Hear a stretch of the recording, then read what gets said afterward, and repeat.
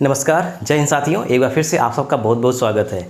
आज हम बात करेंगे कि फ्रिज का पानी हमारे स्वास्थ्य के लिए कितना लाभदायक है और कितना नुकसानदायक है। फ्रिज के इतिहास के भी बारे में आपको बताएंगे कि फ्रिज कब बनी, किसने बनाई, किस उद्देश्य से बनाई गई थी। और आज हम और आप फ्रिज का इस्तेमाल बहुत व्यापक पैमाने पर कर रहे हैं, तो इसका उपयोग वास्तविक रूप से सही से कैसे किया जाए, ये सब हम आज इस वीडियो में चर्चा करेंगे। तो वीडियो को पूरा देखिएगा, कहीं भी स्किप मत करिएगा। कोई भी प्रश्न अगर आपको करना है तो पूरा वीडियो देखने के बाद आप कमेंट करके पूछ सकते हैं, या कुछ सुझाव देना है तो भी आप कमेंट कर सकते हैं। चलिए, सबसे पहले हम लोग देखते हैं कि पार्ट्स ऑफ ए रेफ्रिजरेटर, यानी फ्रिज के कौन कौन से पार्ट होते हैं। मुख्य रूप से 3 पार्ट होते हैं: इवेपोरेटर, कंप्रेसर और कंडेंसर। ये देखिए इंडिकेशन भी बना है, ऊपर की ओर है इवेपोरेटर, कंप्रेसर है और सबसे नीचे है कंडेंसर।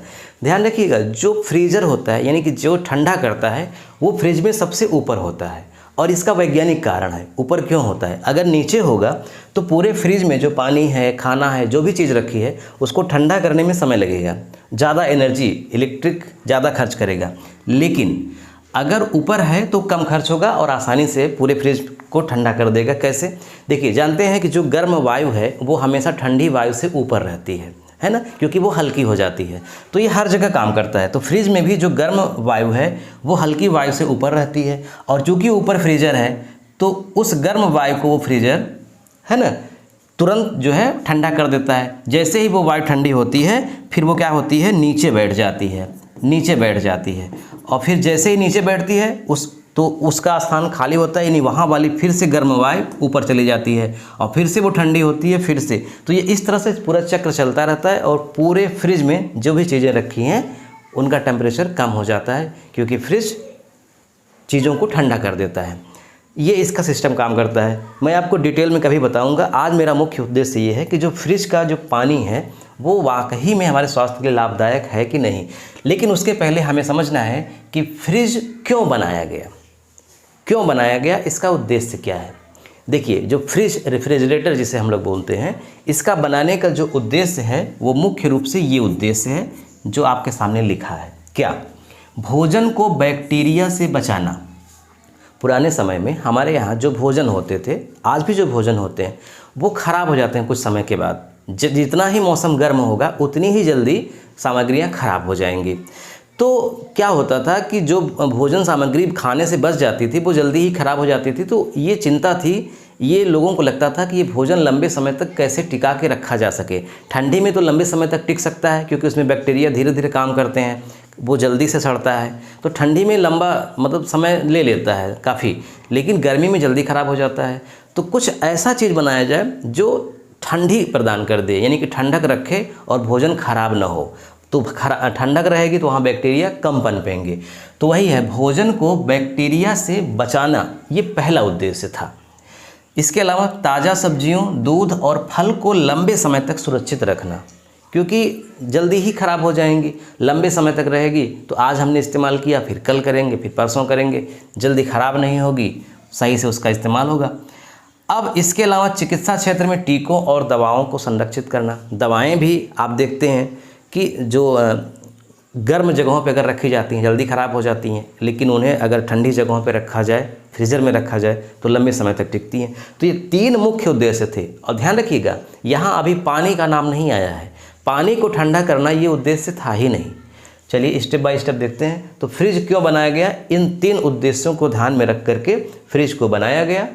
फ्रिज का इतिहास क्या है? सबसे पहले फ्रिज कहाँ बना? तो अगर मैं इधर वर्ष लिख दूं और इधर आविष्कारक, तो देखिए 1748 में सबसे पहला फ्रिज बनाया गया।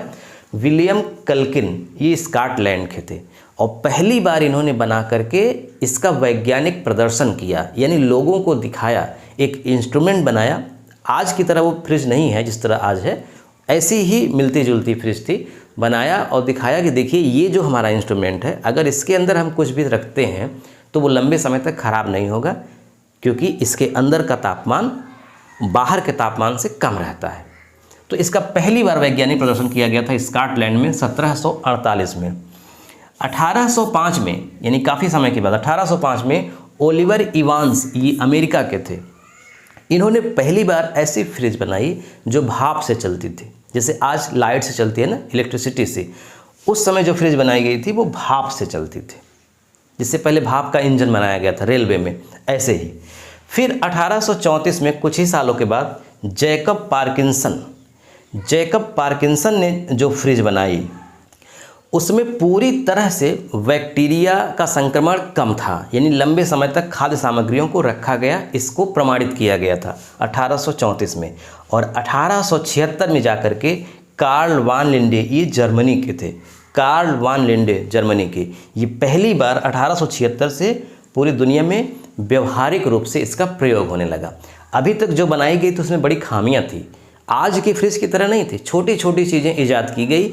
लेकिन 1876 में जो फ्रिज बन के तैयार हुई, कार्ल वान लिंडे जर्मनी के रहने वाले थे, पूरी तरह से आज के ही तरह मान सकते हैं उसको कि सारा काम हो रहा था, यानी कि जो भी सामग्री अंदर रखते थे वो ठंडी हो रही थी, बैक्टीरिया का प्रकोप उसमें कम हो रहा था, यानी कि इसका व्यवहारिक प्रयोग शुरू हुआ।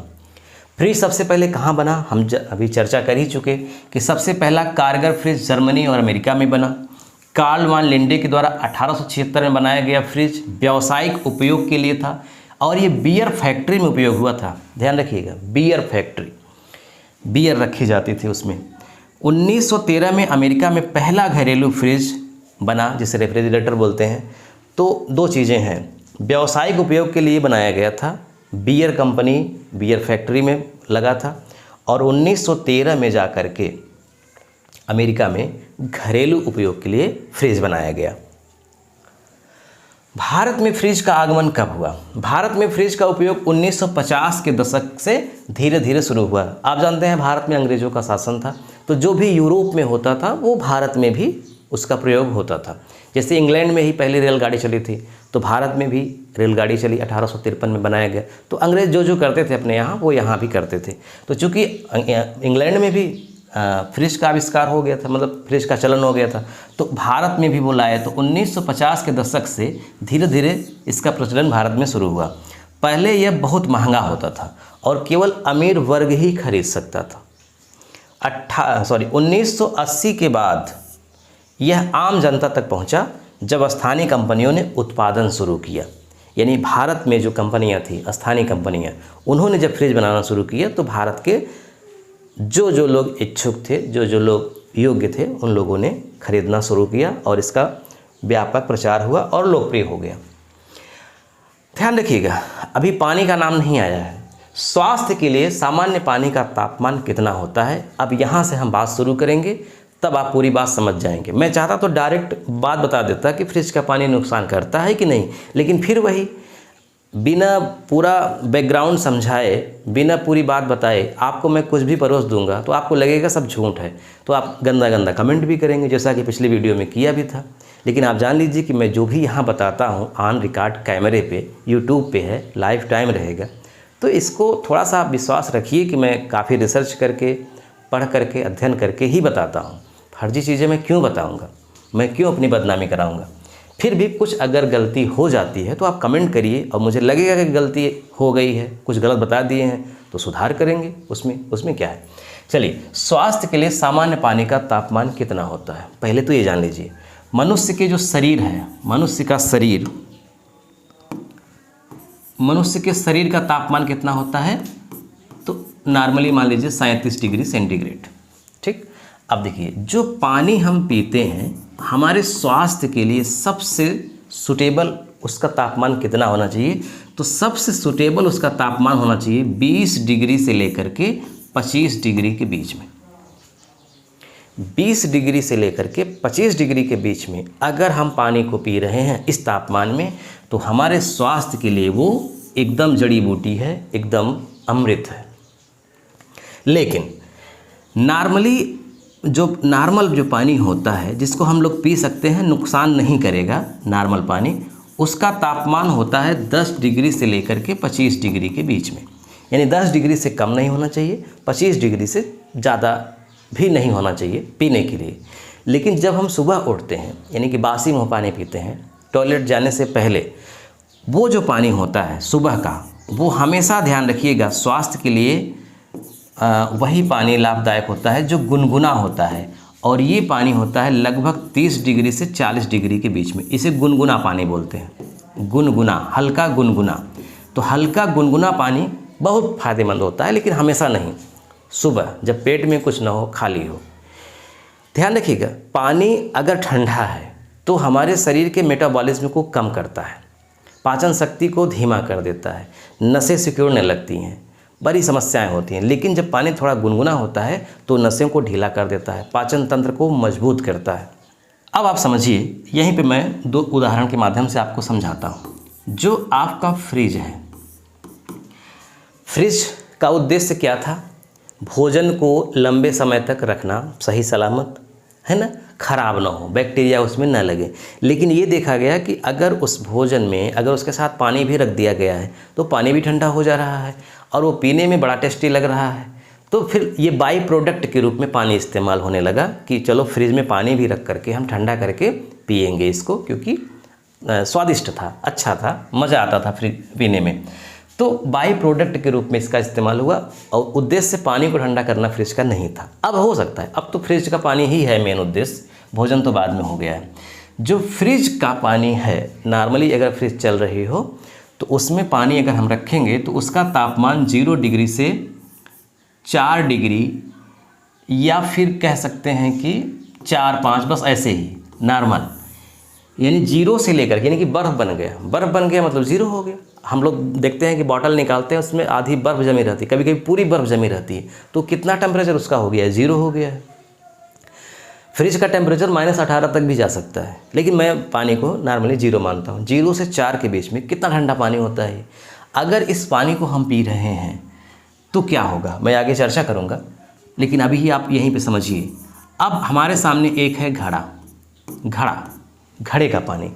इसमें कभी भी टेम्परेचर 10 से नीचे नहीं आएगा और 25 से ऊपर नहीं जाएगा, यानी घड़े का टेम्परेचर, घड़े में रखा हुआ पानी 10 डिग्री से 25 डिग्री के बीच में रहेगा। जैसे हमने तुरंत डाला और कुछ ही मिनटों बाद, घंटों बाद निकाल लिया तो 25 डिग्री 24 डिग्री हो सकता है रहे। काफ़ी लंबे समय तक रखा रह गया, 1 घंटे 2 घंटे 3 घंटे, तो 10 डिग्री तक भी आ सकता है। तो घड़ा नेचुरल है, घड़े का पानी 10 से 25 के बीच में ही रहता है और फ्रिज का 0 से 4 में। अब आप समझिए ध्यान से, मैंने शायद साइड बनाई होगी। हाँ, फ्रिज का पानी पीने से होने वाले नुकसान क्या है? हमने आपको बताया कि 0 डिग्री से लेकर के 4 डिग्री के बीच में यही पानी जो हम पीते हैं वो फ्रिज का होता है। अब पहला नुकसान ये होगा कि जो शरीर हमारी है 37 डिग्री टेम्परेचर की, उसमें 4 डिग्री का टेम्परेचर का जब पानी जाएगा तो हमारी शरीर उसे स्वीकार करने में बहुत मेहनत करेगी, बहुत परिश्रम करेगी, यानी हमारे शरीर का मेटाबॉलिज्म कमज़ोर होगा।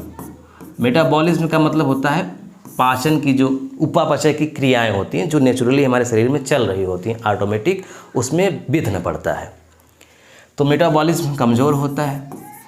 इसके अलावा गले में खराश होगी, जुखाम भी हो सकता है, सर दर्द भी हो सकता है ठंडा पानी पीने से। और जो नसें हैं हमारे शरीर में, नसें जिससे खून पानी बहता है, ये नसें भी सिकुड़ने लगती हैं और हार्ट की भी समस्या हो सकती है लंबे समय तक अगर इसका इस्तेमाल किया जाए तो। खास करके खाना खाने के बाद अगर फ्रिज का पानी पीते हैं इतना ठंडा, तो फिर वो और नुकसानदायक हो जाता है, क्योंकि गर्म खाना हमने खाया, अब उसे पचाने के लिए, उपापचय की क्रिया के लिए उसी टेम्परेचर में पानी होना चाहिए, लेकिन हमने 4 डिग्री या फिर इससे पी लिया, तो फिर वो एक तरह से युद्ध होने लगता है भोजन और पानी के बीच में, और वो सारा झेलना पड़ता है हमारे शरीर को। तो ध्यान रखिएगा, ये चीज़ें, ये समस्याएं होती हैं, मतलब इतना डिग्री टेम्परेचर का पानी पीने से। अगर फ्रिज में हम पानी रखें, नीचे रखें और जल्दी ही निकाल लें, नॉर्मल ठंडा हो जाए, 5 डिग्री 4 डिग्री ना होने पाए, 10 डिग्री 15 डिग्री इतना ही रहे और फिर हम पिएँ तो कोई नुकसान नहीं है। फ्रिज का पानी पीने से डायरेक्टली कोई नुकसान नहीं है, लेकिन जब फ्रिज का ज़्यादा ठंडा पानी पिएंगे तो ये समस्या होगी। तो ध्यान रखिएगा, हमें पानी पिएं लेकिन ठंडा ना हो बहुत ज़्यादा। घड़े की अगर हम बात करें तो घड़े से पानी पीने के फ़ायदे क्या हैं? पहली बात तो घड़ा मिट्टी का बना होता है, नेचुरली उसमें बहुत सारी चीज़ें होती हैं। घड़े में छोटे छोटे छिद्र होते हैं जिससे वाष्पीकरण होता रहता है, और वाष्पीकरण के द्वारा जो उसका पानी है सतह वो ठंडी होती रहती है। इसकी भी एक बहुत गजब की प्रक्रिया है, आपको समझाएंगे कभी हम। तो घड़ा नेचुरली बिना बिजली का चलेगा, कोई पैसा नहीं खर्च होगा, सस्ता मिलेगा, प्राकृतिक रूप से ठंडा करेगा, किसी प्रकार का कोई इसमें साइड इफ़ेक्ट नहीं है, न बिजली खर्च होगी न कुछ भी नहीं, एकदम नेचुरली। मतलब घड़ा खरीदिए, पानी भरिए, रख दीजिए, बस।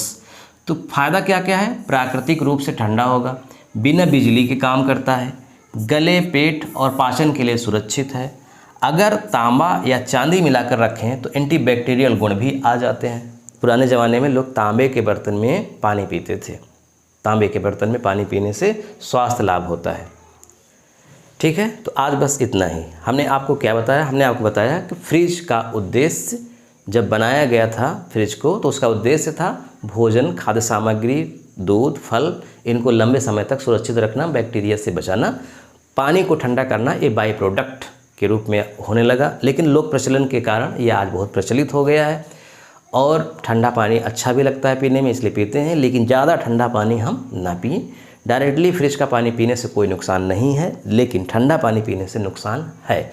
यदि हम घड़े का इस्तेमाल करें तो हमें अनेकों फ़ायदे होंगे। पहला कि अपने आप न वो पानी ज़्यादा ठंडा रहेगा न गर्म रहेगा, हमारे स्वास्थ्य के लिए फिट रहेगा, बिजली खर्च नहीं होगी, और उसमें प्राकृतिक, चूँकि वो मिट्टी का है तो उसमें प्राकृतिक चीज़ें, खनिज चीज़ें अपने आप उसमें ऐड हो जाती हैं, पानी में, हमारे शरीर में जाती हैं, और उससे लाभ होता है स्वास्थ्य को। इसके अलावा टेस्टी भी होता है, सबसे बड़ी बात ये है। तो आज बस इतना ही। वीडियो कैसा लगा कमेंट करके आप जरूर बताइएगा। अगर आप कुछ सुझाव देना चाहते हैं या कुछ पूछना चाहते हैं तो कमेंट में लिख करके पूछ सकते हैं। इस वीडियो का लिंक अपने दोस्तों में, मित्रों में खूब शेयर करिएगा। मिलते हैं नेक्स्ट वीडियो में। नमस्कार।